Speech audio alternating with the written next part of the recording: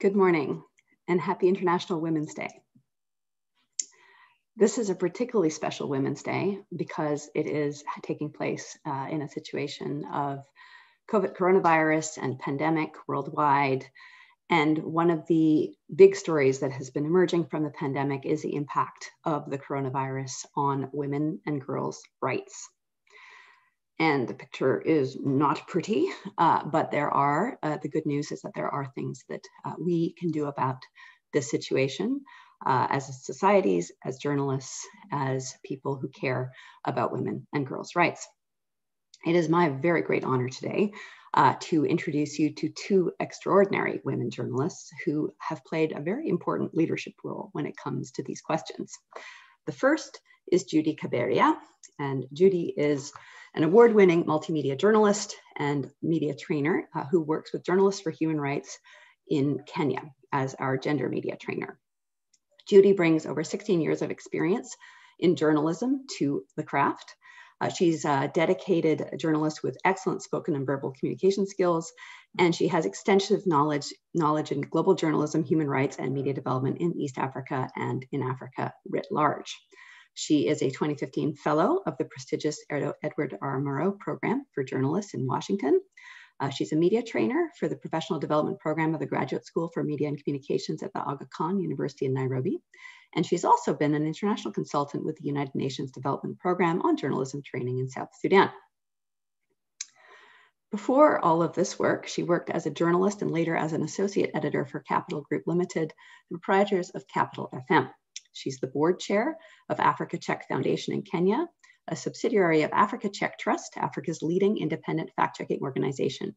She regularly speaks on Kenya's mainstream media about journalism, and as it happens today, she is on the op-ed page in the Globe and Mail, right in the center, making sure that we are in Canada all aware about the impact of the coronavirus on women's and girls' rights in Kenya and what we can all do about that situation. The second extremely impressive journalist that we will be bringing on this webinar today is Josephine Schmidt. Josephine is the executive editor of the New Humanitarian based in Geneva. She joined in 2018 as the first executive editor of the New Humanitarian. She is an experienced journalist, newsroom leader, and media strategist with over 17 years of international newsroom, op-ed, and editorial development experience at the New York Times. She has lived and worked in Asia, Europe, and North America, launching and managing multilingual websites, magazines, multimedia projects, breaking news coverage, and special projects on everything from culture to politics. She has also worked with heads of state, Nobel laureates, artists, dissidents, scientists, and business leaders to craft timely and impactful op-ed and analysis pieces. As the editorial lead of the New York Times News Service and Syndication Division, she oversaw the development and distribution of multi-platform content from the New York Times and other leading media companies to organizations around the world. She began her career, interestingly, in nonprofit media in post-communist Eastern Europe, where she helped to establish the region's first post-Soviet journalism training center, and she then played key roles in launching and leading Transitions, a website and magazine covering the politics, economy, and culture of 27 post-Soviet countries. Welcome, Judy and Josephine. And Judy, I'm wondering if we can start with you, and if you could just put this audience in the picture of what you have been doing just over the past week in the service of women and girls' rights in media in Kenya. Thank you very much, Rachel, for this opportunity and putting this together. It comes at the right time because we have a lot of issues that are affecting women and girls in this country. And one of the main issues that actually led to the couple of activities that we had last week batch one, is underrepresentation of women in the news. In Kenya, we have less than 30% of women in editorial position, meaning that we have very few women who can decide what content goes, who is interviewed, and who is the most important in terms of the news coverage. And because of this low percentage of representation of women in the news, that's when we decided as JHR, through the Kenya project, the Voice for Women and Girls' Rights, to put together a group of female journalists. And we started with the junior reporters who actually narrated the nasty experiences that they go through as news reporters. And they face a lot of harassment, sexual harassment, intimidation, and undermining of their professionalism. both within the newsroom and outside the newsroom. And after that, we had a second event where we involved a senior female journalists at the decision-making table. And we were able actually to come with a way forward. Finally, I think we got it right into taking action and deciding how we respond to sexual harassment in the newsroom. And one of the recommendations is for us to have an ad hoc committee, which is independent from the newsroom, because recently we had a case of a young girl in her 20s, very young girl who faced sexual harassment. She broke down. We were with her on phone. That is last week. And last week, but one, she came to this female journalist meeting that we had. The entire room with around 15 women all broke down into tears. We just cried because of kind of violation she's been going through. And finally, through the support of JHR, we are able to say at least soon we are going to give birth to a baby that is going to respond to this menace. Amazing. It's amazing work. Thank you. Josephine, could you share with us a little bit about your work at New Humanitarian? Oh, with pleasure. And thank you, Rachel, for inviting the New Humanitarian and myself to talk about issues that are very near to our work and our hearts on this International Women's Day. And Judy, thank you for sharing that story. I look forward to hearing more. The New Humanitarian is celebrating now 26 years of journalism from the heart of humanitarian crises. So we put our journalism at the service of people who are often enduring some of the most traumatic events of their lives. And we do that in the hope that our information will help inform the prevention of similar events and inform the response, humanitarian response to those events. We're one of the few, if not only, independent not-for-profit newsrooms dedicated to reporting from the heart of humanitarian crises, which means we're on the ground around the world. We were in 70 countries last year. We're a tiny newsroom of about 10 full-time staff, including our web developer and audience engagement editor. And we work very closely with freelance contributors around the world, working with local journalists who are able to really get us the story from the inside out. We report on everything from conflict and post-conflict zones to displacement situations arising from conflict, such as those in Syria or South Sudan, or climate refugees, to economic and political migrants, such as people who are in the midst of the situation on the Colombia-Venezuela border, or the US border for that matter. We also cover natural hazards arising from storms, earthquakes, health emergencies, the Ebola outbreak in Congo, and that pandemic that has taken over all of our lives. We do all of that with the hope of really amplifying the voices at the people who are at the heart of these crises. For a sense of what we cover, if you go to our site, you can take a look at our annual 10 crises and trends to watch in 2021 list. It's a list we put together every year. This year, of course, many of those trends were informed, shaped by the pandemic. So we had, as always, a few events that were very geographic in nature, everything from Ethiopia and the unrest in Tigray and elsewhere, to Yemen, which still holds the sad moniker of the world's worst humanitarian crisis, but also to broader trends, such as food insecurity being fueled by rising prices, and of course the fallout of the pandemic, to rollbacks in fighting infectious diseases, again, pointing to the pandemic as a culprit because vaccination programs and simple access to healthcare have become more difficult. And this year, one of our 10 crises is the added toll that COVID is taking on women and girls. So our coverage of women and girls is really quite centered in our work. That is incredibly important work that you're doing. And I hope that later in the conversation, you can share a little bit about the She Said yes. segment that you've been leading at the New Humanitarian. And I hope that for this audience, if you hadn't heard of the New Humanitarian before, please do check out the website. It's a really, really interesting news organization spun out of the US IRIN News news service that is now working extremely hard to hold the humanitarian system to account to ensure that the voices of those who, in theory, are the beneficiaries, but are often left out of the conversation about how to engage with humanitarian crises, that they are at the center of coverage and that their voices are leading in terms of what needs to be done in the places where they are coping with extreme circumstances.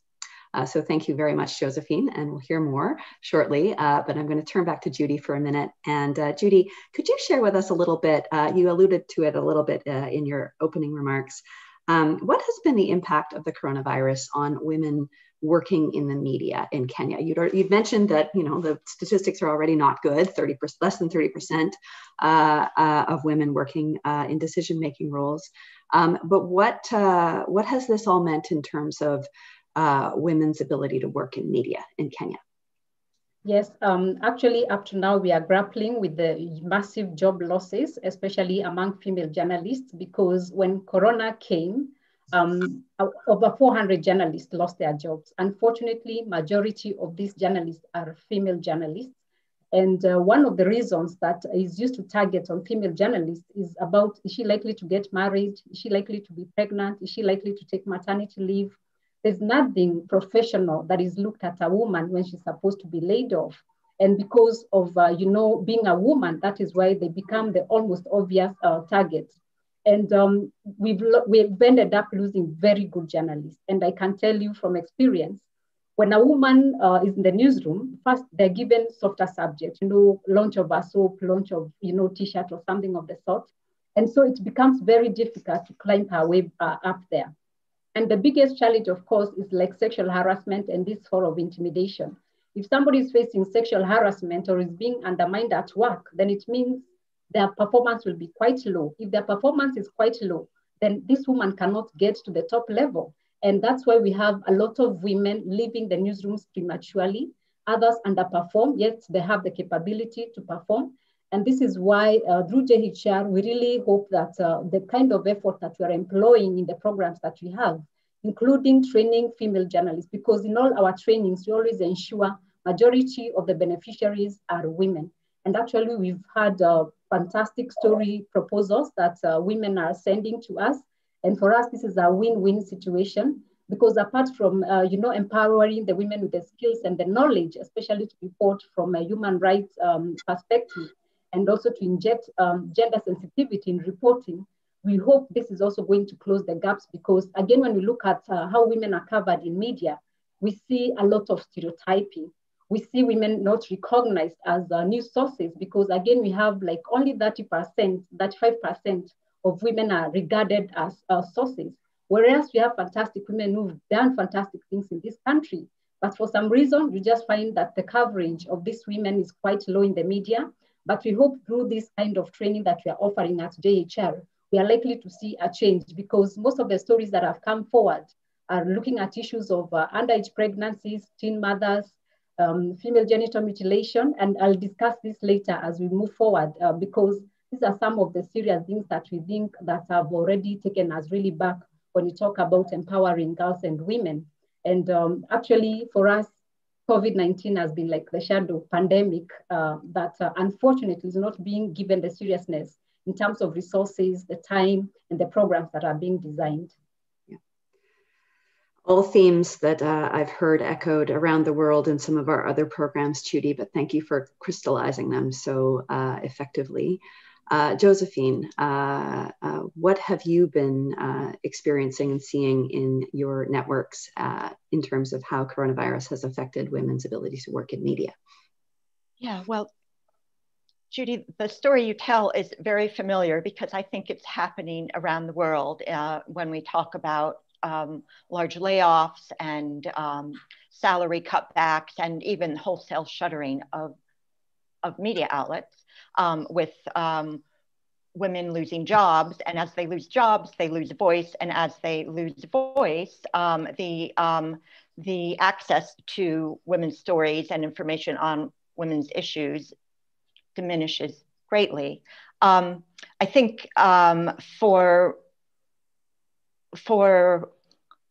women who were already underrepresented in the media to begin with, both in terms of workforce, the number of women journalists, and in terms of representation as sources and stories, it's an especially fraught time because as Judy mentioned earlier, not only do women in media tell stories, they also look at how those stories are told. And so when you lose women in media, you lose the gatekeepers of what is the news, what is worth telling. To me, that means that those of us who are still fortunate to be able to play an active part in the media, it's imperative to double down on our commitment to amplifying the voices of women, both in the topics we choose to report and the way in which we report those stories. There's a line from the Op-Ed Project, which is a project that's dedicated to helping to ensure there are more women's voices on the opinion pages of media sites around the world. And their line is, "Whoever tells the story writes history." And if we're in a moment now when there are fewer women in the media workforce, there's a whole different story that's going to be told than the story that is really happening out there. It's a great line. And that's great work. The Op-Ed Project, please everybody take note. There's also an organization called Informed Opinions that does similar work in Canada, really, really valuable work.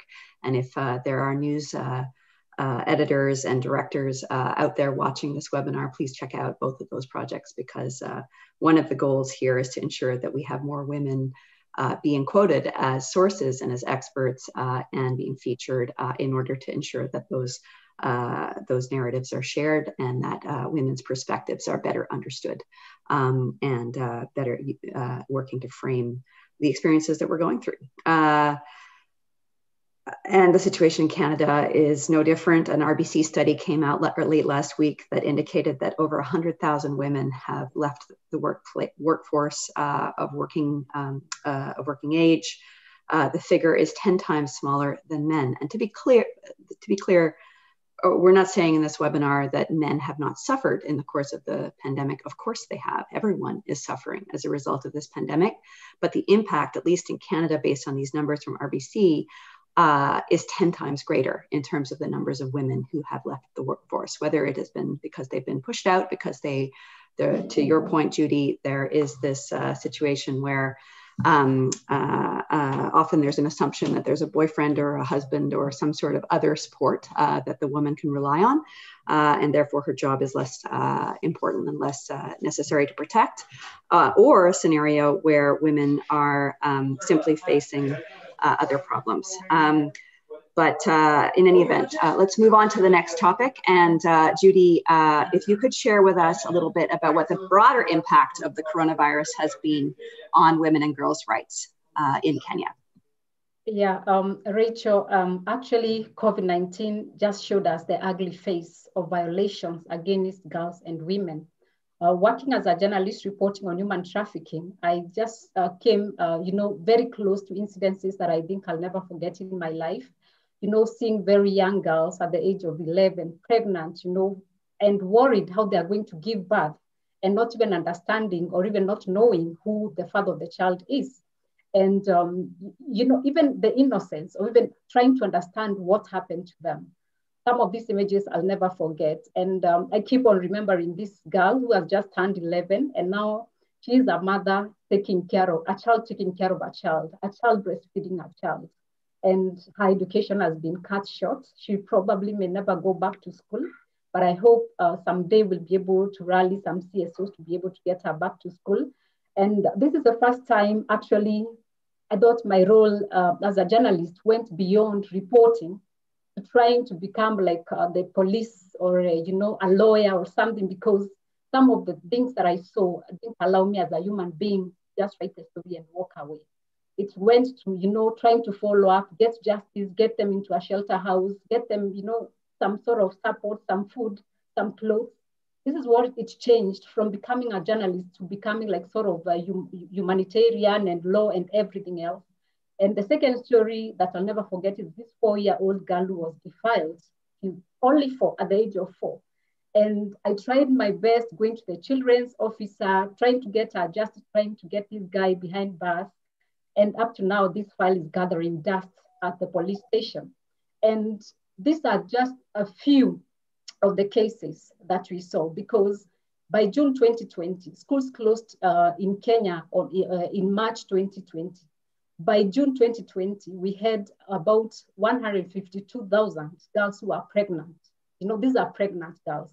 And one of the things that I have to warn you about Kenya is that this data is quite insufficient. It doesn't capture everybody, because it only captures the people either who go to a health center or people who report to the police. Unfortunately, most of these cases are not reported.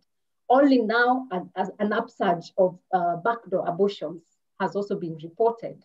And this, again, what does it mean for young girls? You can imagine girls taking some detergents, taking a whole bottle for the fetus to come out, or a girl who decides she can lie on her back and have women step on her stomach for the fetus to go out. These are kind of sad stories that we are dealing with. Others who have to use twigs and knives to try and bring out the fetus. And as a result of that, we are losing the girls, the unborn babies, and some of them have got, you know, physical and emotional trauma that will never walk away. Just early this month, on 1st of March, the government again has sent more alarming news. Just one county, in Kenya we have 47 counties, and just one county has recorded 10,000 girls who became pregnant again. We are in March. So you can see the ugly face that we're talking about that COVID-19 has showed us. It's just, you know, a sorry state. And this means that all the gains that we made before COVID, unfortunately, most of them have been undone. As we talk now, Rachel, the reality is some of the girls are still stuck with their perpetrators. Some of them are commodified. After they were impregnated, the perpetrator was asked, if you pay us this amount of money, just give us a sheep or a goat and a cow, and you can marry this girl, she can become your wife. So we have 10-year-olds, 12-year-olds, 13-year-olds serving as wives of some old men. And this goes silently because of cultural values, because of historical injustices that we've never addressed boldly by, you know, rebuking our cultural backgrounds. And again, we have a lot of girls who have gone through female genital mutilation. You can imagine a society that believes a woman cannot become complete if we don't take away a piece of her body flesh away from her. You can imagine that. And this is a society that thinks that we either take a bit of it or the whole of it for them to become a woman. And this is the sad reality. During COVID, again, these have escalated. We were hoping, like in Kenya, for example, by 2020, we'll eradicate female genital mutilation. But now we are dealing with another crisis where the numbers have gone up and people have gone back, you know, to practicing female genital mutilation. But today, I also applaud the brave women in communities that have decided to call off this kind of backward culture and led the war against female genital mutilation. Today, I celebrate them because I know people, the likes of Josephine Kulea, who has started a rescue center of saving girls from, you know, underage marriages, from female genital mutilation, and giving them education to continue. And I celebrate her because some of the girls have even graduated with degrees, masters, and all that. So at the same time, yes, this is the downside of it. And we also have another woman who's just opened a school in Nyeri, not far from here in Nairobi. And this school is giving hope and providing education to teen mothers, some with their babies and taking care of the women, of the children and the girls. So at the same time, yes, there are these hurdles that we are facing, but we have a lot of brave women who've taken this head-on collision and provided solution. It's so sad that even these girls who have been exposed, their vulnerability has shot up. They're more exposed to further, you know, victimization, to further sexual abuse, child exploitation. All these numbers have escalated because even their mothers lost their jobs, their fathers lost their jobs. So they're forced to go and work as house girls at the risk of, you know, violating their right to education and their right to enjoy their childhood. That is the sad state we are in. And I don't know how long we have to deal with this, but one thing that I know, the power of the media, a lot of what we are doing at JHR, I know some of these stories will be able to raise, you know, the issues that have not been addressed to try and remove some of these hurdles from our young girls. Oh. Wow, Judy, what an experience. What a situation that you've been navigating, and these extraordinary stories that you've been telling and sharing and engaging with on a human level, as well as on the level of being a journalist. And I know that that can be challenging and complex. And sometimes there are questions where you want to make sure that not only is the story told, but that justice is done. And that is a very complex line to navigate. More to ask you about shortly. But Josephine, I wonder if you can share what you've seen from your position as the executive editor of New Humanitarian, looking at all these crises around the world. What are you seeing in terms of the impact of COVID-19 on women and girls' rights? Sure. Well, at the New Humanitarian, we cover crises and vulnerable communities day in, day out as our bread and butter. And as the global pandemic took hold last March, we began thinking about how, once again, women were going to be getting the short end of the stick, as it were. They already, in humanitarian crises, often bear a disproportionate burden in that they are navigating dangers, they're navigating scarcity. They're also often in charge single-handedly of caring for children, feeding children, looking after their safety, etc. And that all of those challenges were going to be much magnified by the pandemic. So we wanted to think about how could we really focus, really bear down on their stories and on what women were experiencing. We already do quite a lot of women-centered storytelling, as our brilliant investigative editor, Paisley Dodds, pointed out.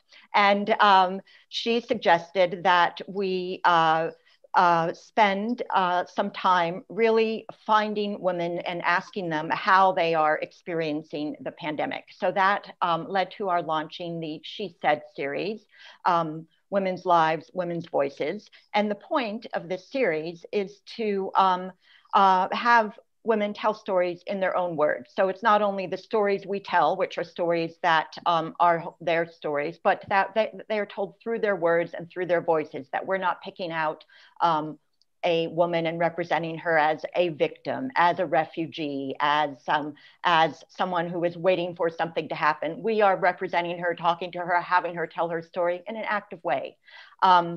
So for us, that means that throughout 2020, we saw many of the things that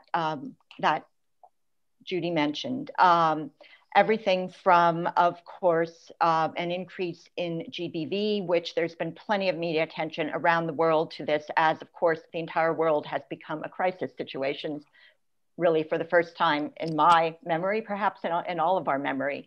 But for women in vulnerable situations, this was amplified by the fact that women who were living in refugee camps or in small displaced communities were at times confined with their abusers, or if not with their abusers, near their abusers. There was no access to helplines because the people who were manning those helplines were no longer working, or safe houses were shut down because of movement restrictions. Access to healthcare was more difficult as well. So for women who were abused, it was difficult for them to get help. We saw a great amount, of course, of economic hardship that for women who are living in fragile and vulnerable communities could tip them into poverty, tip them into food security, meaning really that there is not enough for their kids to eat. Malnourishment takes hold, and futures are severely hobbled. Access to healthcare, with lack of access, maternal and infant mortality rates in fragile societies were at risk of increasing. We spoke to some women in Nepal who were caught in a situation where more and more were giving birth at home. And that was, of course, increasing chances of danger, increasing maternal mortality rates, etc. We also looked at instances that led to loss of education. Girls could no longer go to school, either because because of mobility restrictions or because of lack of income. Their families no longer had jobs. They couldn't pay fees. When that happens, as we know, child marriage increases. We had a story out of Cameroon that one of our very intrepid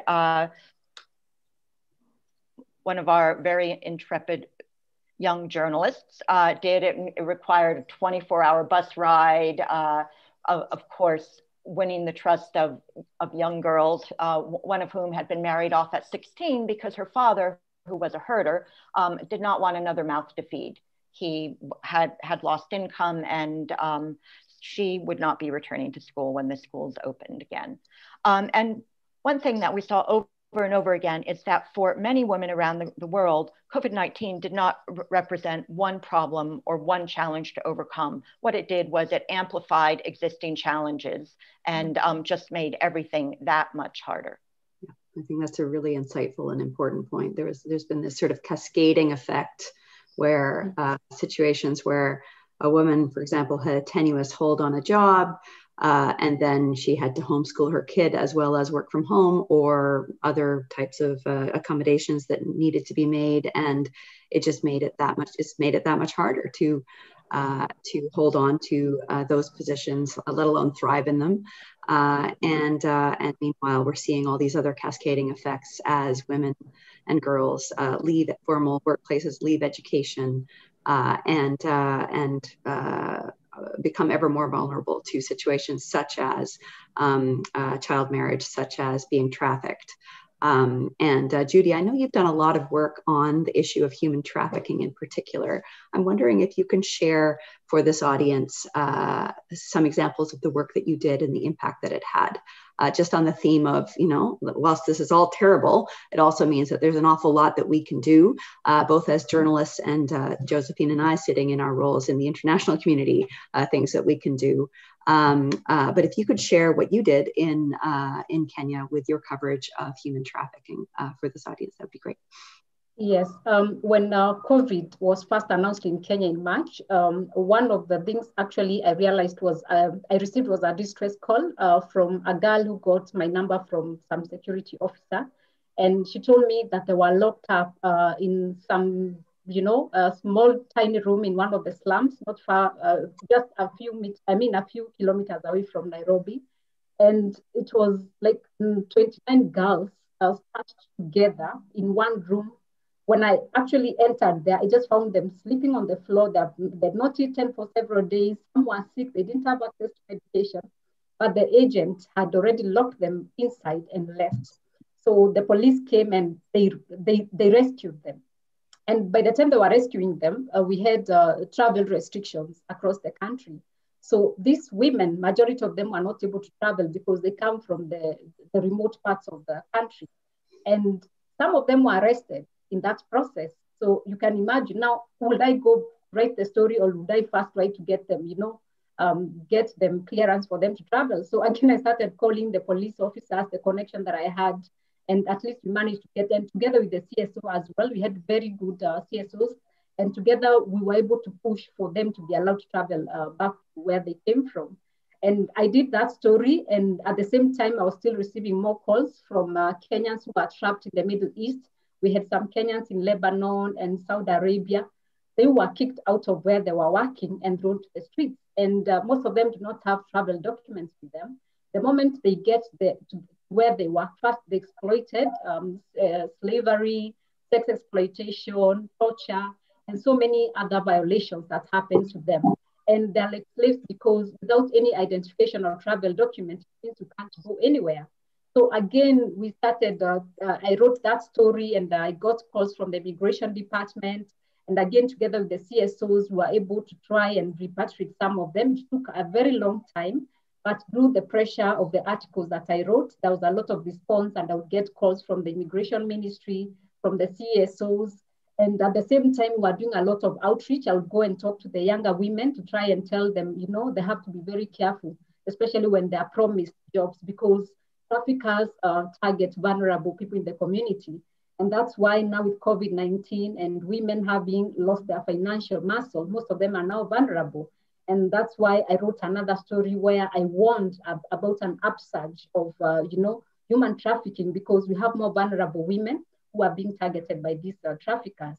The second story that I interacted with is some girls from Nepal and India who had been trafficked in Kenya, and they were recruited into something they call mujra dancers.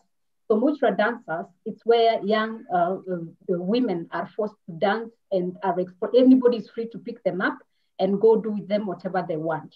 So when these girls were rescued, I found them in a police cell. They were held as criminals. So this is where, instead of giving victims the support that they require, a rescue center, psychosocial support, taking care of them, they're further violated. You can imagine, I rescue a victim, and instead of me taking them, where they're supposed to be, I route them into the police cell. So again, we employed a lot of pressure. There was a press conference that was done by one of the CSOs that I was working with. I covered the story, and we demanded for their release and repatriation. Again, I then wrote a story about lack of shelters in Kenya, because when you rescue people, you have nowhere to take them. We had incidences where a nurse treated a victim and she didn't have anywhere to go. So the nurse decided, let me just go with her because I have nowhere to take her to. And so many people, individuals, just offer, let me just go with these kids because I can't let them go back. Because the other scenario is letting them go back to the perpetrator, somebody who had trafficked them. That's another scenario that is there. So after I did this story about lack of shelters, and also I showed the procedural and structural hurdles that, block the justice system, there was a response. And the response was very positive, because I sat at the committee that was deliberating about establishment of shelters, especially to cater for victims of human trafficking. Because another thing that I highlighted in my story was that if we don't put these survivors somewhere, then it means the case cannot succeed in court. Because how will the case succeed in court when you don't have any complainant coming forward? So we pushed, and I'm happy that there's a lot of progress in that. We already had one of the shelter houses launched, which is a public one in one of the counties not far from here. And the government is making plans to have more of that done. And what I like is that they recognize the fact that I was a whistleblower of this, structural challenge that was, violating the survivors further. And a lot of reforms have also gone through the immigration laws, especially concerning the workers moving to Saudi Arabia and Lebanon, because there are a lot of inconsistencies within the law that expose the girls to further violation. And so we hope very soon this will, go forward. And the minister keeps on telling me, we are working on it, Judy, we are working on it, Judy. And this is why I really like what I do, especially passing this kind of impact and solution-oriented journalism to the journalists that we are dealing with. And actually, this is what we're encouraging right away. I mean, right now with the kind of grants that we are offering to journalists, where journalists, write stories based on issues, and not just a matter of sensationalization or not a matter of winning an award, but it's about making a change in the society, influence policies, to promote our discourse, to create awareness. And for me, this is the true meaning of journalism. And I'm happy this is exactly what we are doing as the Voice for Women and Girls' Rights Kenya, which is the JHR project. And and one thing that I also like, Rachel, is that also we are working with the groups from the grassroots. These are the community media houses, because this is where a lot of these violations take place. When you talk about gender-based violence, these violations are taking place at high rates. And unfortunately, this is a group of population that are not aware about their rights being violated. In the first place, they don't even know it's a violation that is being, done to them. And because of the kind of work that we are doing in the community media, they're able to have, live and feedback from the people. And we've already had fantastic on-air shows supported by Voice for Women and Girls' Rights through Journalists for Human Rights. And actually, there's a lot of feedback, because these things can finally be discussed. And by having a discussion, it means us changing the policies to address the kind of challenges that women and girls are facing in this country. Mobilizing media to change. Love it. It's a fundamental trope of the way that Journalists for Human Rights works. I remember when we were in Sierra Leone, we worked with rural radio stations, a transistor in a tree kind of scenarios, in order to do stories on domestic violence, because the war was over in Sierra Leone for the men, but for the women, it had only just begun as they started to absorb all the post-traumatic stress of the men that the men were bringing back from the conflict. So we had one journalist, Aissata Kamara, who worked with the Ugandan trainer, Andrew Iwoku, on putting a human face on what that did to families, like what domestic violence could do to families in these communities. And I remember there was this network of tribal councils. We had mentioned that there was a Domestic Violence Act in Sierra Leone. It had been passed in 2007. It was quite progressive in terms of supporting women's and children's rights in a domestic violence situation. And the tribal councils network indicated that they took it upon themselves as their responsibility to enforce that legislation that they had not known about before this journalism was done. Excellent. Very powerful work. Thank you, Judy. It is really an honor to work with an individual of your caliber, and I'm so grateful that we're able to showcase the work that you've been doing with the Kenya team in this way.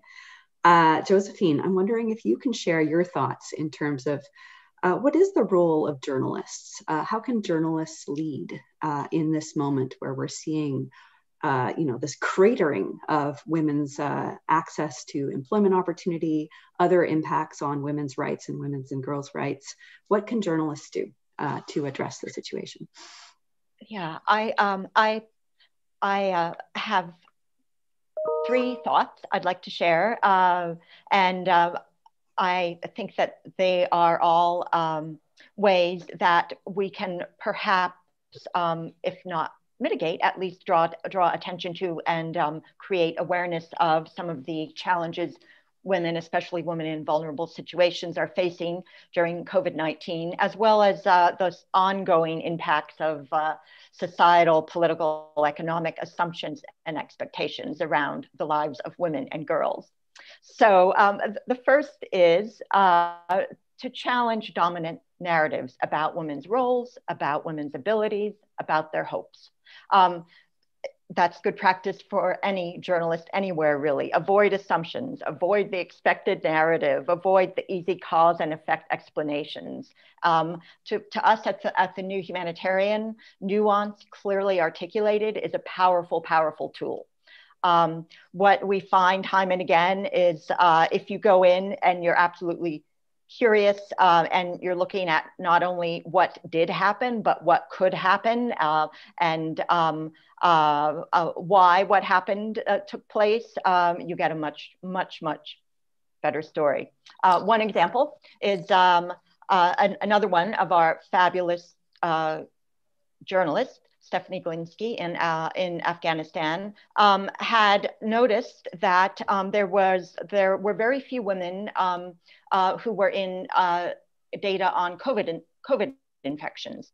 Rather than thinking, oh, no women are contracting this, she did a little digging, went to hospitals, et cetera. And what it turned out was women were simply not going to be tested. They were not going to hospitals because it was culturally, it was very difficult for them to travel. They couldn't travel alone. Their husbands or male relatives did not want to travel. And so basically half of the population was cut out of any sort of data.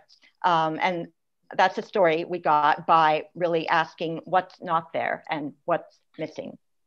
Second, I think now is the time more than ever to use our reporting, our voice as the media to hold those in power accountable, to ask the hard questions and to follow up. And to do that in a non-combative and fact-based manner, one that's fueled by conviction and what we at the New Humanitarian often like to think of as calm moral outrage. Yet calm moral outrage that's firmly rooted in on-the-ground reporting data and clearly sourced facts. One example I can share, which is not COVID related, but certainly women-focused, is our investigations on sexual exploitation and abuse in the Ebola response in Congo. This was a project that was led and is still being led. We're doing a series of stories on what appear to be sex for work schemes during the 2 years that aid workers were responding to the needs of communities that were at the center of the Ebola outbreak. And the impact of that was that after publishing our story, which was an investigation we did with Thomson Reuters Foundation, in which we had more than 50 women sharing their experiences in these sex for work schemes, the president's office of DRC sought out a call with us to hear more about what had happened. World Health Organization, I think, close to 30 of the women said that the men with whom they were in contact were from the World Health Organization. So WHO, the UN's Children's Agency, and a handful of other NGOs pledged investigations into these accusations on reporters' findings. These are investigations that we're following up on. The UN Victims Advocate made a statement and committed to making plans to support the victims, etc. Our reporters spoke before the UK Parliament International Development Committee's inquiry into sexual exploitation and abuse in the aid sector, etc. So if one holds those in power to account, things can happen, change can happen. And finally, I think now is the time when we really need to make a commitment to assist women in amplifying their voices, to telling their stories, to ensuring that their stories are heard, and to ensuring that that women, again, are allowed to be and are seen as people who are in power of their lives, who can take action. One example I'd like to share is that in our reporting on the communities of Venezuelans who were living along the Colombian border, we had a story that came in, which was a great story in showing the sort of pile up and add on challenges that the pandemic presented to people who were already living in very fragile circumstances. The story opened saying that one young Venezuelan woman could no longer make food or sew. She was struggling to feed her kids, et cetera, et cetera. But in fact, what she was doing was, because she couldn't do these jobs, she had started selling ice. And to me, this was an incredible story of power, that this woman who could no longer sell food because because she could not go and get the ingredients, she could no longer take in sewing because mobility was limited. She started selling ice in her neighborhood in order to have enough money to pay her rent and feed her kids. And we then framed our story with her in that position, rather than in the position of a victim who was sadly, had less than she had before. So I think that type of framing, that type of story, where we're really sort of putting the power in the hands of the women, not in a Pollyannish, oh, everything is great way, but in a way that looks toward what is possible, can be tremendously powerful. Incredible. Fantastic example. Wow. Well, this has been an extremely powerful conversation thus far, and there's more to come. There's questions now that are coming in from the audience. So I'm going to direct the first question at you, Judy, and then Josephine, if you want to jump in. There's a stereotype that women are their own enemies of progress that is quite commonly held. How can we demystify this in storytelling and avert more harm to women journalists? That stereotype that she, it's always the woman's fault in some way, shape, or form. If the situation is happening, somehow she is somehow responsible for it, and she's held to a standard that's usually 3 to 4 times higher than men in terms of holding that responsibility and then that shame in whatever it is that has happened to her. So what can we do to upend that particular stereotype that women are enemies? Yeah, one of the things that I'm happy with, we are already doing at the Voice for Women and Girls' Rights Kenya, is to train journalists, university students studying journalism, and CSOs on gender responsive reporting. And some of the things that actually we are highlighting where during the trainings is to focus on those issues, like that women are their own enemies.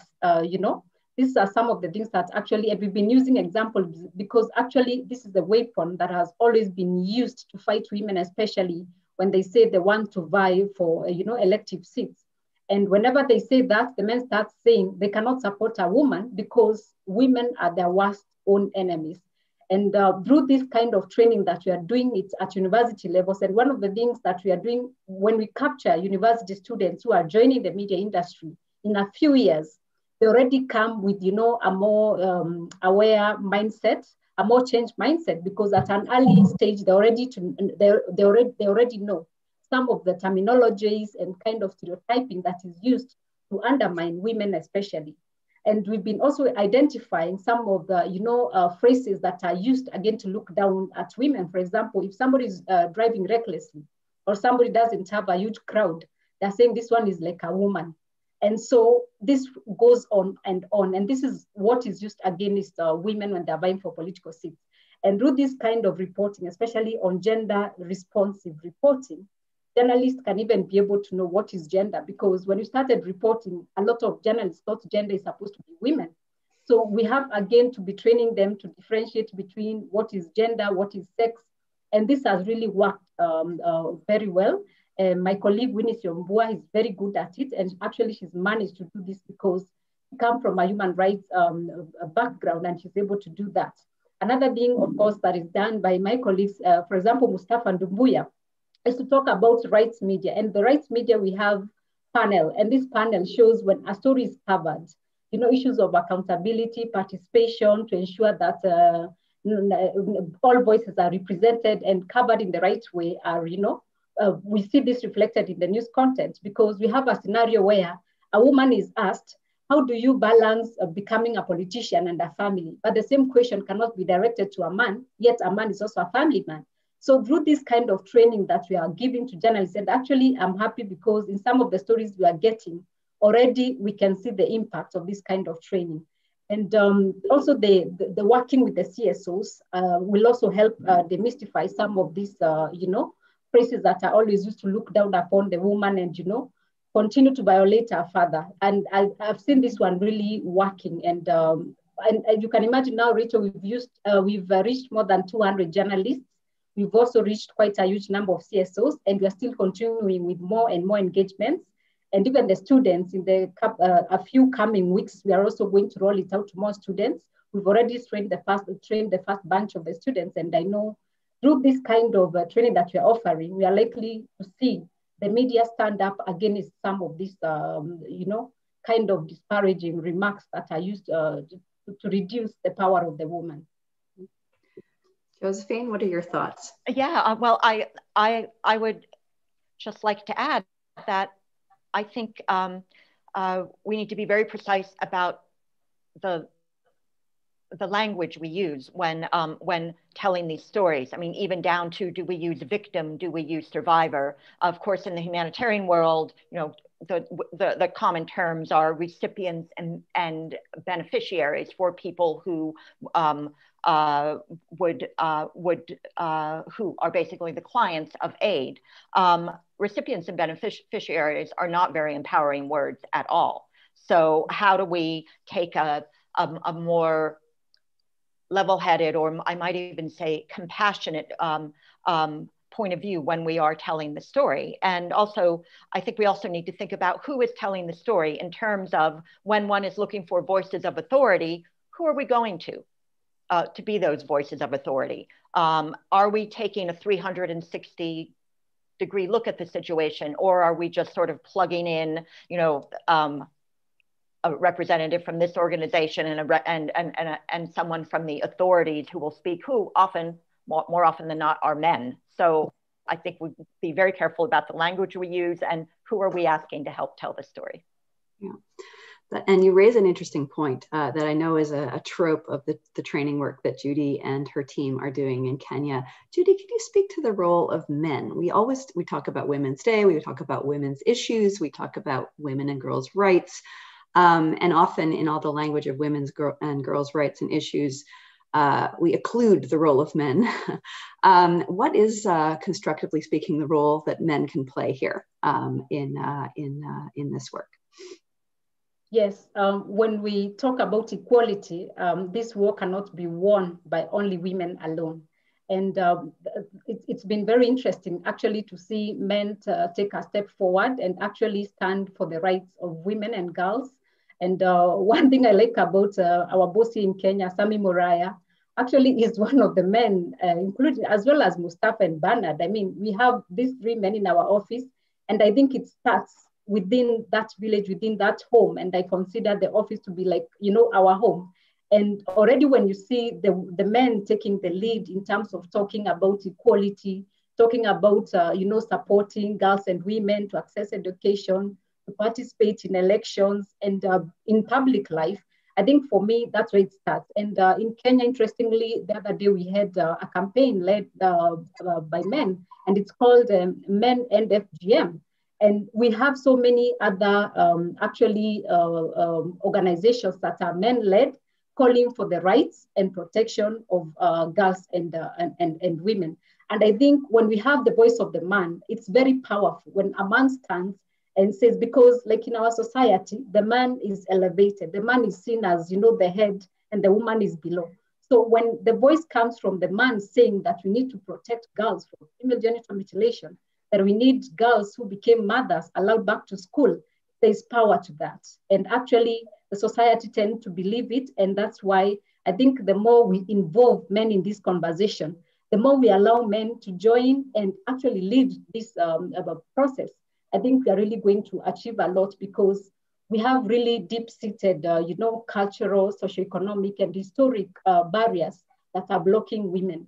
And that's why a lot of power, a lot of synergies, a lot of collaboration is required from both men and women to ensure the woman gets to the high table, the woman can access education and can participate freely in all spheres of life. Very well said.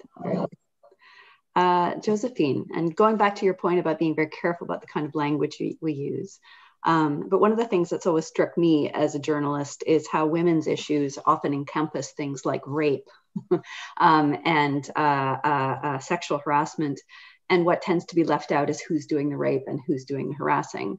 And I'm wondering if you can just speak to, in your experience as a journalist, you know, how you've handled those kinds of questions. Sure. Yeah, this in fact is an issue that we talk a lot about with our investigative editor, because in the SEA investigations that we do, we speak about the women, the survivors, but very rarely does a story ever move to the point where one can ever speak to or about the men who took part or in these actions. I think we are certainly making an effort to move beyond the story, in that just stating what happened is only the beginning, that we then need to push on and talk about justice and what does justice mean, and how do you open up a conversation about what that justice might mean. Yeah, I hope that is an area that we can look at much more closely.